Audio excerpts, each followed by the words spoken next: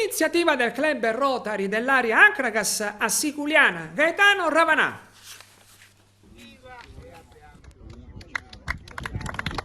Oggi alla presenza del governatore del distretto 2110 Sicilia-Malta, Gaetano De Bernardis, dei dirigenti dell'assessorato regionale all'agricoltura, sviluppo rurale e pesca, dei sindaci di Montallegro e Siculiana e dei presidenti dei club Rotary dell'area Acragas è stato inaugurato un bosco di oltre 400 piante in contrada Garibici in Siculiana di proprietà della Forestale.